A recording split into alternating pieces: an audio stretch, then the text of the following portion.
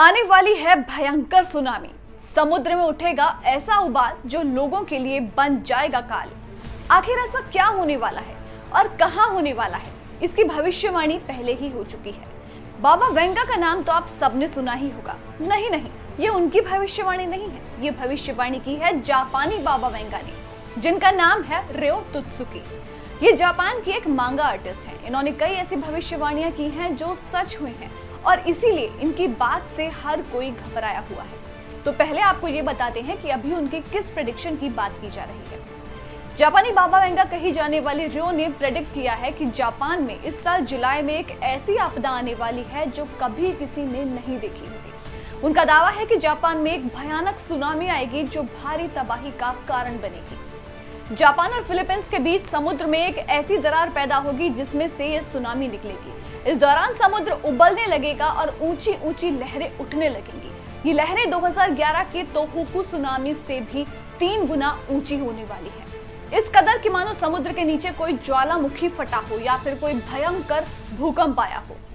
ये एक ऐसी प्राकृतिक आपदा होगी जो भयंकर तबाही का कारण बनेगी। अब इस भविष्यवाणी का असर ऐसा हुआ कि टूरिस्ट ने अभी से जापान के टिकट्स कैंसिल करना शुरू कर दिया है।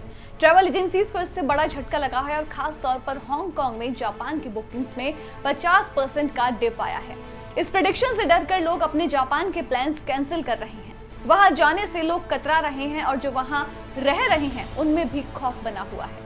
वहीं चीन ने जापान में रह रहे अपने नागरिकों के लिए एडवाइजरी भी निकाली है। लोगों को सतर्क रहने और सावधानी बरतने के लिए कहा गया है।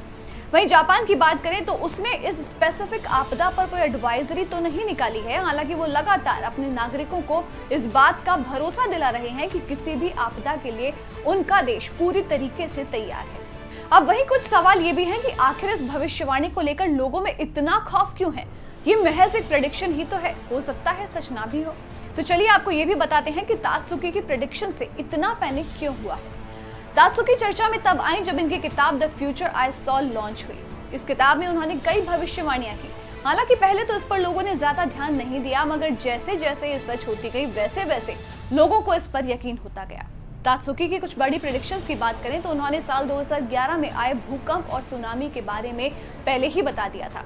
जापान में आई इस भयानक आपदा में 18,000 लोगों की जानें चली गई थी। इसके अलावा 1995 में आए कोब अर्थक्वेक और legendary queen frontman Freddie Mercury की डेथ के बारे में भी उनकी किताब में जिक्र किया गया था। इस तरह की उनकी बातें सच हुई तो लोग उनकी बात पर भरोसा करने लगे और उनको जापानी वेंगा कहने लगे। इसके अलावा 31 अगस्त 1992 में उन्होंने प्रिंसेस डायना के बारे में अपनी डायरी में लिखा था और उससे ठीक 5 साल बाद 31 अगस्त 1997 को प्रिंसेस डायना की ट्रेजिक एक्सीडेंट में मौत हो गई। सिर्फ इतना ही नहीं बल्कि कोविड-19 को लेकर के भी उन्होंने पहले ही बता दिया था कि ये महामारी आने वाली है। अपनी डायरी में रियो तात्सुकी ने लिखा था कि साल 2020 में एक वायरस आएगा और कम होने के बाद 10 साल के बाद वो फिर से लौट कर आएगा। तात्सुकी भविष्य में होने वाली घटनाओं को पहले से ही देख लिया करती थी और अपनी ड्रीम डायरी में उनको नोट किया करती थी। जब दुनिया को इन सब प्रेडिक्शंस के बारे में पता चला तो लोग हैरान तो हुए, लेकिन उससे भी ज्यादा वो खौफ में थे। और यही खौफ अब लोगों में फिर से नजर आ रहा है, जब फिर से एक ऐसी भविष्यवाणी सामने आई और इसका समय नजदीक आने लगा। अब अगर उनकी बाकी की प्रेडिक्शंस की तरह ये भी सच होती है तो वाकई में एक बड़ी तबाही को कोई भी नहीं रोक पाएगा।